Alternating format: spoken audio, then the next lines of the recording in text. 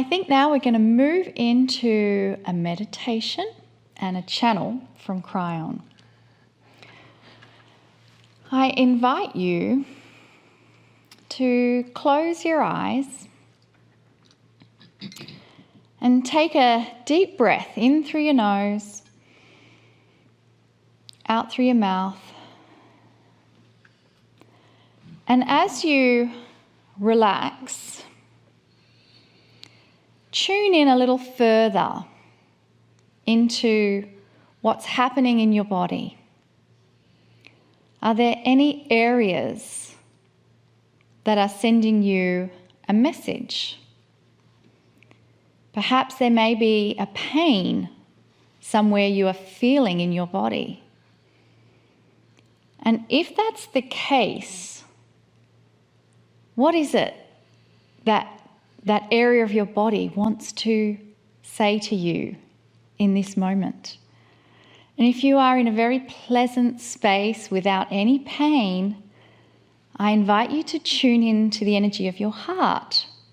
What is it that your heart wishes to say to you? And just allow a moment to hear that message.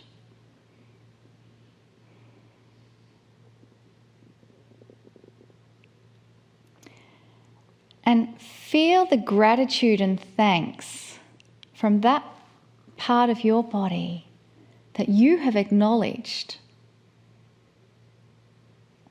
the communication between something that is a part of you and has been wanting to communicate with you. And in this gratitude and thanks, we'll move into a Kryon channel, and just remember to continue having this dialogue again and again in the future.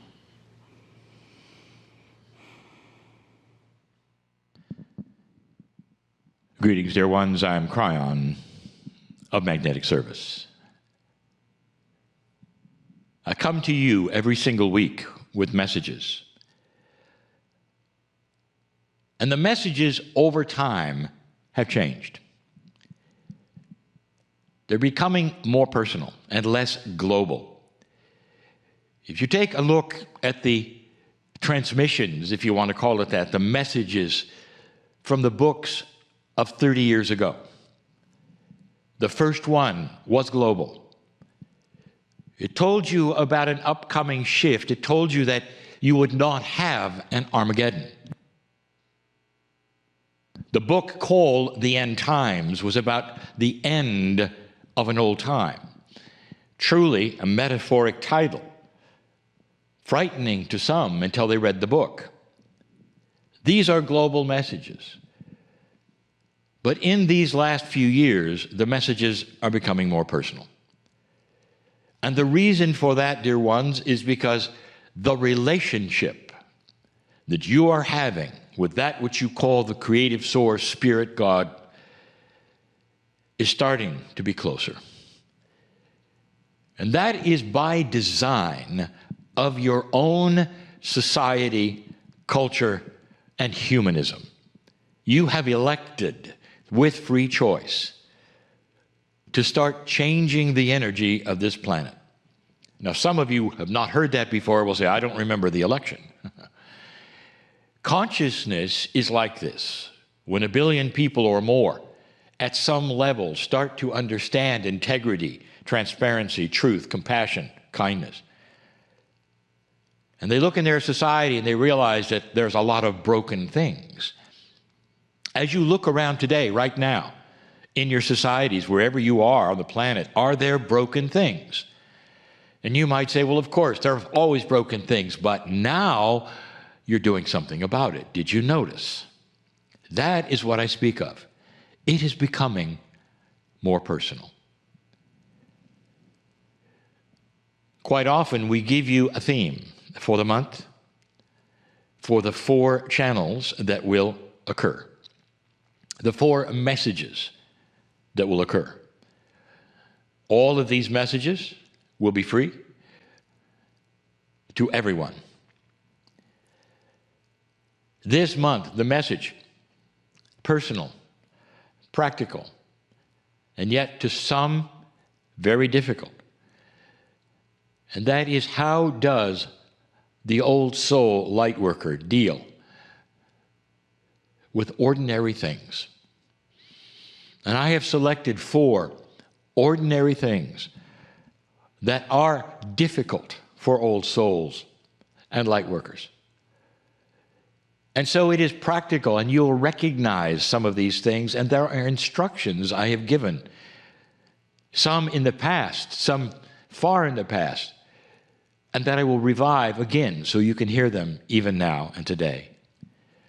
What I give you, I hope you recognize. Because as you start to awaken, I use that term not loosely. An awakening is coming out of a slumber. In fact, sleep is a type of a reality. So as you awaken out of that sleep state and you open your eyes, this is the metaphor for the old soul in a new energy starting to become aware of things around them that they were never aware of before, including a grander truth. We've said this many times. There is a grander truth. There always will be. The more you truly find out what is happening with your soul energy, about the system of your soul, about things that are not exactly as you were told, the more you find out, the greater the awakening. That is what we will call a grander truth. And we've given you many, many metaphors. But what this does is create a different scenario or a paradigm of living. Because you wake up and you realize things are more difficult. Because around you is an entire planet that may not share your awakening. Old souls with hundreds of past lives are starting to awaken first.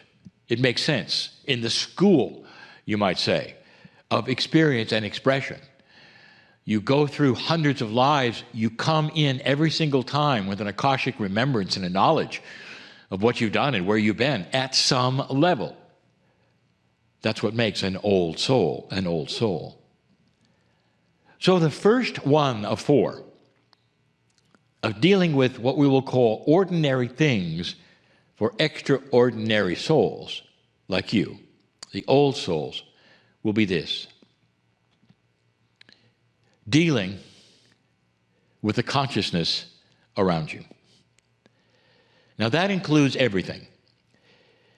In the 2nd, 3rd, and 4th messages, we'll talk about dealing with family.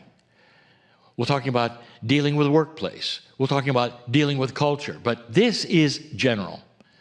How do you deal with the consciousness around you? Now, there are some specific instructions that we wish to give to you, but let's first define it better. Dear ones, suddenly does it hurt your heart to be with scenarios that you've always been with friends perhaps you've always been with, and suddenly you're realizing what gossip does. Suddenly you're hearing complaining. You were always so part of it, and it was so normal, because it's what human nature often does. There's no evil there. There's no dark energy there. It's simply a lower consciousness, dear ones.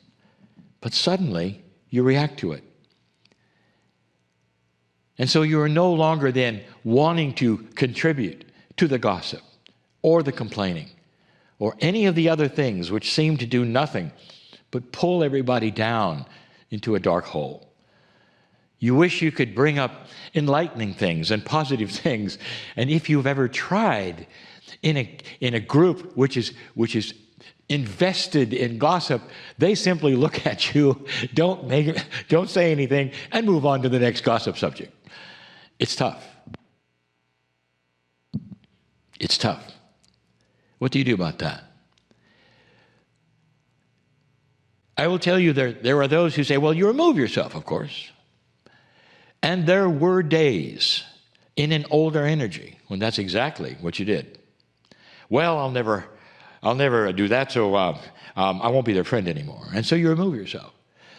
Dear ones, don't remove yourself. And this is the new information. Here is the premise of the old soul on earth. Are you listening? The reason you're here, are you listening? You exist right now for a remembrance in your Akash, your remembrance of your Akash, of the light from the other side of the veil. You are here to mirror the splendor of spirit. You are here to mirror that which you believe and understand about the beauty of the creative source of God. That's why you're here. You are here to be a walking example of positiveness, of kindness, of compassion, of being able to heal yourself amongst the friends who may never see it, or they might. So you're around those who are gossiping. You're around those who are complaining. Number one, don't chime in with what they want you to say. You may say nothing, but you would hold a positive attitude. Even if you don't say much, they'll understand over time you're not saying much. They may actually turn to you at one time, say, you've changed a little. You're not saying much. And at that point in time, you understand that you're still in love with your friends and they're in love with you. They're friends. And you're not going to say anything to them or at them that would change that. You're not going to oppose them or tell them they're wrong. Instead, if you're asked, you might say, I am more comfortable today than I ever have been. I'm seeing some positive things on the planet. And you might then have a list ready. This has happened to me. I've seen this and that. And I know it's a tough thing, but that's why I'm not saying much. And then at the same time you say, but I love being with you. Thank you. Do you see the wisdom in this? Suddenly, you are mirroring the grandness of what you believe. There was a time, dear ones, when if you were too spiritual, you removed yourself. Let me give you an example I've given many, many times. The shaman in the village, in the indigenous, in past times, almost always lived alone. The shaman in the indigenous, in past times, in past energies, almost always lived outside of the village alone without a partner. Alone, outside the village. Have you ever put this together? Because they were so apart from the consciousness of the village that they had to remove themselves. They also felt that by removing themselves, it made them somewhat more accessible for those who needed help, because they would go see the shaman. And the shaman, of course, was an elevated entity. They could heal, they could advise, they could do all of these things. Sometimes they even worked for the chief of the village as shamans, but they were isolated and often alone. One of the attributes of a light worker in the past, even as little as a decade ago, was to sequester yourself and don't be part of society. This also was an invitation to become a little strange. And you know what I mean. There are those who still today say, I'm going to show off what I believe in past lives and meditation and all the things that I believe in that are spiritual. I'm just going to do them no matter what anybody says. And then suddenly you find yourself alone. Can I say it again? Being weird, being different, being too woo-woo helps no one on this planet. Did you hear that? Feel free to disagree, but then think about it. integration with kindness and compassion and wisdom is the goal of the old soul. Not being strange, not removing yourself, not being so odd no one wants to talk to you. How does that help anyone on the planet but yourself? It doesn't. So the answer about being in an old energy when you are in a new one is integrating with wisdom, without combating the old energy, but fitting in a grand way. And don't be afraid that the negativity will rub off on you, dear ones. And we've talked about this before, because that bubble of light you have keeps you protected.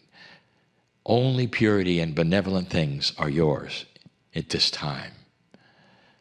That's lesson 1. I'll see you soon. And so it is.